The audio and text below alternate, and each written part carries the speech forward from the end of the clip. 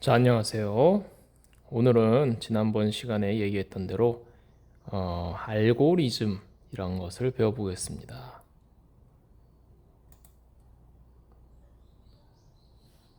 자, 도대체 알고리즘이란 게 뭔지 알아야겠죠?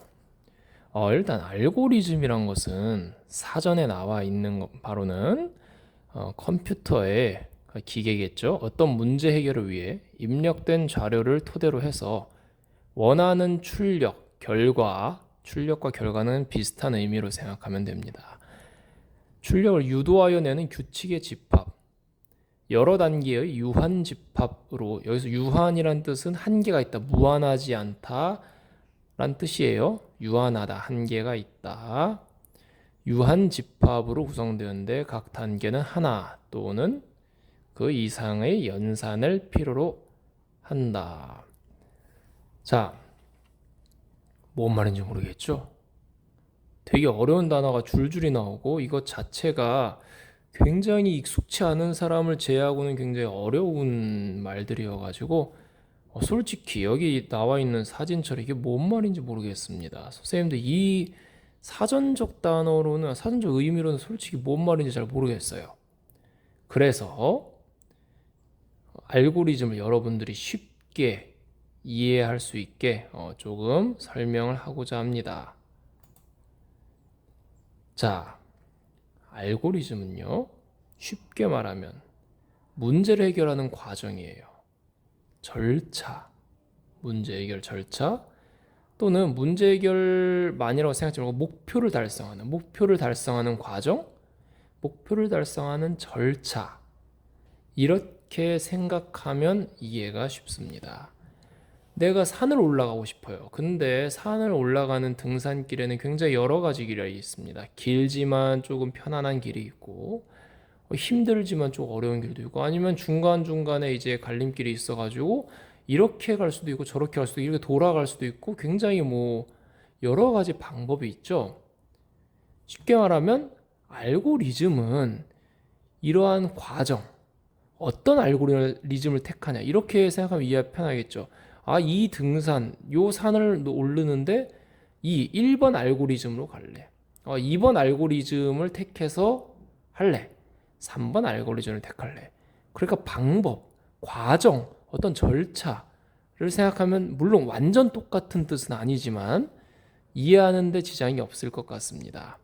자, 다시 한번 기억해 보세요. 문제를 해결하는 과정 또는 절차 또는 목표를 달성하는 과정 또는 절차라고 이해하면 될 것 같습니다.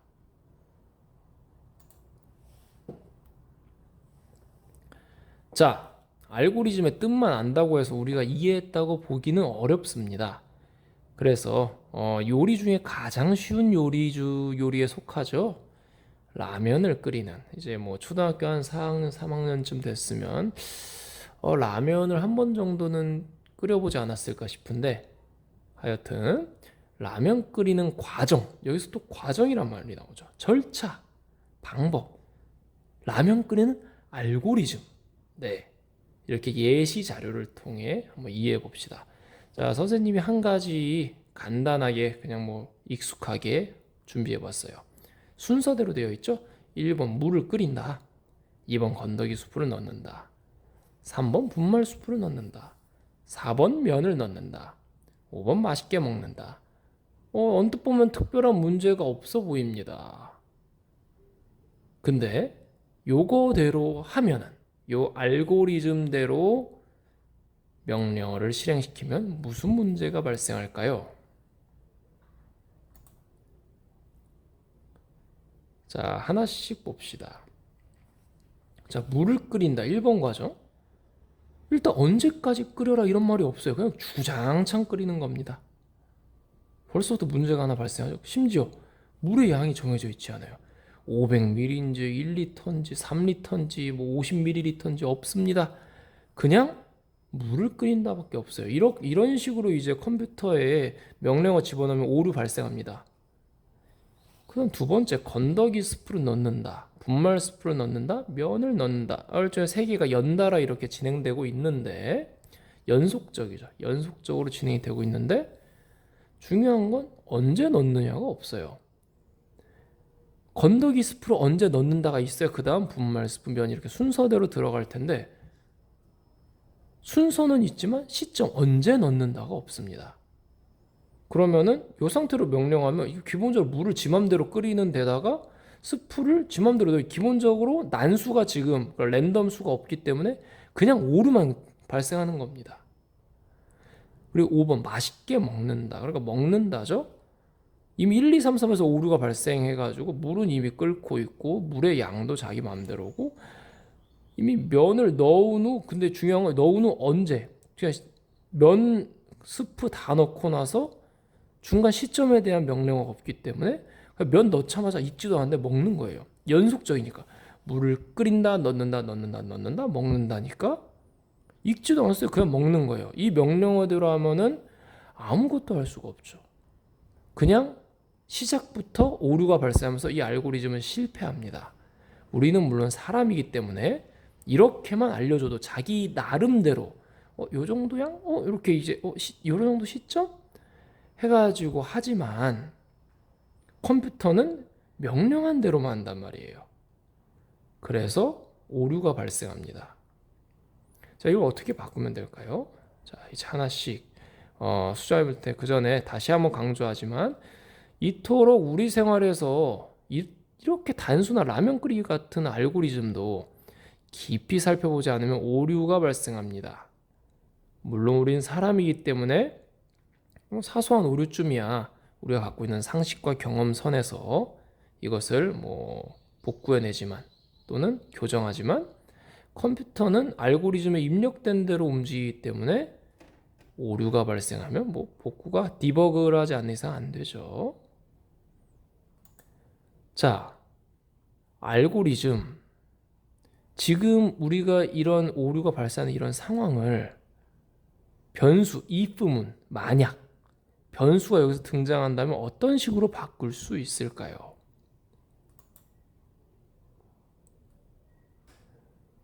자, 이렇게 바꿀 수 있겠죠. 먼저 아까 오류가 발생했던 거를 물의 양을 정해줍니다. 물을 500ml 끓인다. 끓인다라는 명령어가 됐어요. 이제 불을 켜겠죠. 근데 여기서 if문 변수가 들어간다. 만약 물의 온도가 80도 이상이 되면 3번으로 이동하고 아니면 대기한다. 자, 이런 변수가 들어가면서 이제 오류가 사라지겠죠. 물을 끓이는데 물의 온도가 80도 이상이 되면 그 다음 과정으로 넘어가고 아니면 계속 2번 상태에서 대기하는 겁니다. 그럼 언젠가 80도 이상이 되겠죠. 물론 여기서도 오류 가능성이 있어요. 가스레인저 이런 게 너무나 안 좋은 거여가지고 아무리 너무 화력이 약해서 물이 그럴 리 없겠지만 80도 이상이 안 돼. 그럼 끝없는 시간이 가겠죠. 그럼 여기서 또 오류가 발생하겠죠. 강제 종료를 시켜줘야 될 겁니다. 네, 여하튼 그럴 일은 사실상 거의 없다고 보면 되니까 3번으로 이동하면 연속적으로 건더기 스프, 분말 스프, 면 이렇게 연속적으로 넣은 다음에 또 변수가 하나 들어가죠. 만약 5번 행동을 한 이후에 4분 30초가 지나면 7번으로 하고 4분 30초라는 시간이 명시되어 있어요. 아니면 대기해라. 이 변수가 들어감으로 인해 오류가 사라지죠. 4분 30초가 반드시 지나야만 그 다음 행동으로 갈 수가 있는 겁니다. 그럼 그 다음 행동 불을 끄고 냄비를 식탁으로 가져간 후 맛있게 먹는다. 여기서 만일 불을 끈다는 상태가 없으면은 불은 계속 켜진 상태로 냄비를 식탁으로 가져가겠죠. 아니면 냄비를 식탁으로 가져간 후가 빠져 있으면 불을 끄고 냄비에 있는 상태로 먹게 될 겁니다. 왜냐하면 컴퓨터는 누누이 말하지만 명령한 대로밖에 하지 못하기 때문에 아주 세세한 것까지 우리 생각에는 그 정도까지 필요 있어? 이런 것까지 모조리 명령을 해줘야만 얘는 말을 들어요. 컴퓨터가 원래 그래요. 그래서 알고리즘적 사고, 알고리즘적 생각은 순서와 과정을 이렇게 분할시켜 가지고 객관화시켜서 그런 사고를 하는 것도 있지만 우리 사람이 놓치기 쉬운, 우리 상식적으로 이런 것까지는 안 해도 된다. 이런 놓치기 쉬운 것조차도 아주 섬세하게 챙겨야 되는 그런 사고 능력을 뜻하기도 해요. 그래서 알고리즘적인 사고를 하면은 섬세해지고 객관적이 되고 분할적 사고, 통합적 사고를 동시에 할 수 있게 됩니다. 그리고 머릿속에서 시뮬레이션을 또한 돌릴 수 있게 되죠. 굉장히 이과적인 그 생각과 굉장히 유사합니다. 자, 근데 명령어가 좀 길어요. 여기서 우리는 코딩의 매력을 느낄 수 있는데 같은 과정이지만 다르게 명령을 할 수 있어요. 자, 같은 과정인데 좀 짧았어요. 볼게요. 변수를 그냥 명령어로 바꿔버립니다. 1번. 물 500ml를 5분간 끓인다. 문제 없죠? 정확히 시간까지 주어져 있습니다. 2번. 건더기 스프를 넣는다. 물 500ml 5분간 끓이고 건더기 스프를 넣고 분말 스프를 넣고 면을 넣어요. 그리고 이제 if 변수가 아니고 그냥 4분 30초 후에 불을 끄고 냄비를 식탁으로 가져가면 맛있게 먹는다. 방금 전의 알고리즘과 똑같은 과정입니다. 단지 그런 똑같은 결과물이 도출되는 과정인데 이거를 다른 코딩으로 해결했어요. 자, 여기서 코딩이란 말이 나오죠. 다른 코드를 입력해서 똑같은 과정을 만들어냈어요. 훨씬 더 이렇게 축약됐죠. 요약됐죠. 물론 요약이 항상 좋은 건 아니에요. 변수가 들어감으로 인해 더 다채롭게 변화를 이제 시킬 수 있는 부분이 있거든요.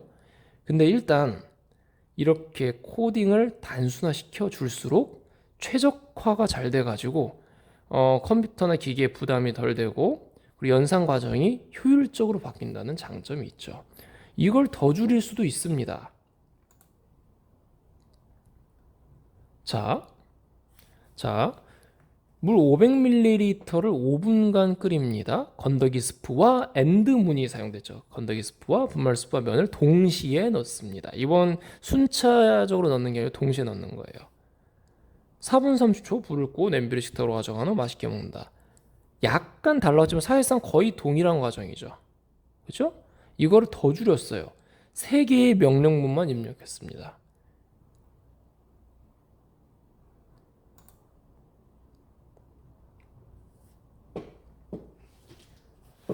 자, 이걸 보세요. 같은 과정인데 아예 하나의 명령문으로 요약을 해버릴 수도 있습니다. 그러니까 계속 이제 엔드 이렇게 되는 건데 물 500ml를 5분간 끓이고 그 후에 건더기 스프와 그 후에가 그냥 쉼표로 되어 있죠. 건더기 스프와 분말 스프와 면을 넣은 다음 4분 30초 불을 끄고 냄비를 식탁으로 가져간 후 맛있게 먹는다. 자, 한 가지 명령문으로 줄일 수 있습니다. 물론 이렇게 한 가지 명령문으로 줄어들게 되면은 이게 변수나 이런 게 들어갈 그 여지가 없어가지고 수정을 하거나 아니면 추가적으로 나중에 명령문을 추가해가지고 다른 이제 알고리즘과 결합시킬 때 좀 문제가 발생할 수 있어요. 그러니까 이렇게 아예 하나로 그룹화 시켜버리면은 이게 나중에 그 다른 것과 융합하거나 이런 약간 변동성이 좀 떨어진다고 해야 되나? 그런 게 있단 말이에요.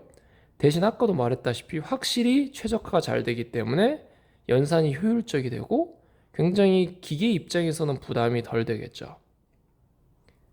자, 이런 식의 코딩 방법도 알아두면 좋고요. 그리고 이렇게 하나하나 쪼개가지고 여러 절차로 만드는 것에 장점도 있다는 거. 그러니까 결국은 취사 선택할 문제인데 이제 본인이 그때그때 상황에 맞춰서 하는 게 좋아요. 앞으로 나는 지금 요 코딩에 다른 코딩을 많이 결합시키고 더 추가할 예정이다. 그리고 또 여기에 많은 변수를 넣고 싶다라고 한다면 이렇게 축약하면은 나중에 오히려 수정이 어려워지겠죠. 근데 나는 이거 하나로 끝낼 생각이야. 더 이상 이거 여기로 이제 종결, 이 프로젝트는 끝이야. 라고 한다면은 그냥 이렇게 끝내는 것도 훨씬 더 좋죠. 그래서 실제 프로그래밍 작업에서도 최적화 작업은 이렇게 마지막에 뭐 하는 경우들이 그러니까 에러 수정 바로 직전에 어쩌면 동일한 순간에 하는 경우들이 많습니다.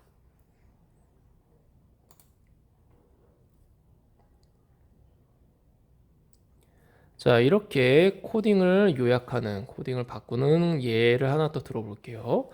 3명이 달리기를 하여 1등은 제일 앞에, 2등은 그 다음에, 3등은 그 다음에 서세요. 이런 명령문이 있다고 해봅시다. 이런 코드가 있다고 할 수 있겠죠? 이거를 다른 언어를 쓸 수 있어요. 3명이 달리기를 하여 1등부터 순서대로 서세요. 같은 말이잖아요. 앞에 것과. 단지 이것을 언어를 바꿨을 뿐입니다. 마찬가지로 코딩에서도 프로그래밍 언어들이 있는데 이러한 언어를 다른 언어로 바꿀 수 있고 다른 언어를 또 다른 언어로 바꿀 수 있고 이런 이제 약간 대체 가능한 부분들이 있어요. 그래서 언어를 마스터해야 더 효율적이고 훨씬 더 다양한 방식으로 코딩을 할 수 있는 것이죠.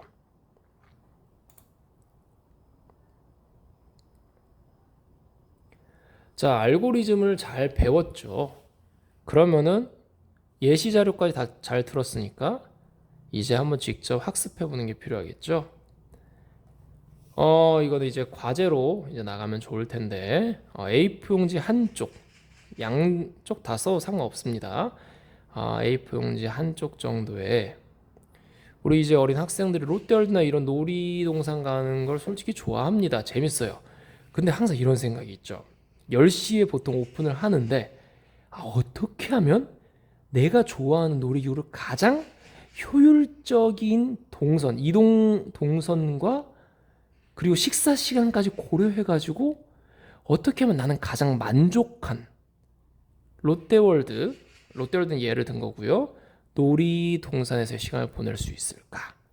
나에게 시간은 주어졌고 어떤 걸 먼저 하고 어떤 걸 나중에 그리고 식사는 어떤 타이밍에 해야 가장 퍼펙트한 내가 가장 만족할 수 있는 놀이동산에서의 시간이 될까?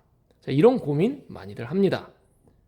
그렇다면 가이드북을 보면서 내가 여기 문으로 들어가서 제일 먼저 이 놀이기구를 타고 그리고 여기서 시간이 요 정도 소요되는 동안 아마 여기 이제 줄이 서야 되고 뭐 매직 패스를 어디에 걸어놓고 여기에 뭐 서고 뭐 이제 그리고 식사는 이렇게 해서 딱 요게 끝나면 식사 시간 정도가 될 것이다. 그러니까 이렇게 해서 가장 내가 좋아하는 놀이기구를 가장 많이 탈 수 있는 가장 재밌게 놀 수 있는 그런 알고리즘을 A4 용지에 가득 채워서 계획을 해보시기 바랍니다. 솔직히 롯데월드 아무 생각 없이 가면은 되게 이러다가 진짜 긴 시간 동안 제대로 못 놀고 이게 막 못 놀고 오는 경우 많아요. 그러니까 미래를 위해 대비하는 좋은 방법일 수도 있고 동시에 알고리즘을 이해하는 굉장히 좋은 방법입니다. 롯데월드에서 노는 나만의 알고리즘을 짜보라 이런 뜻입니다.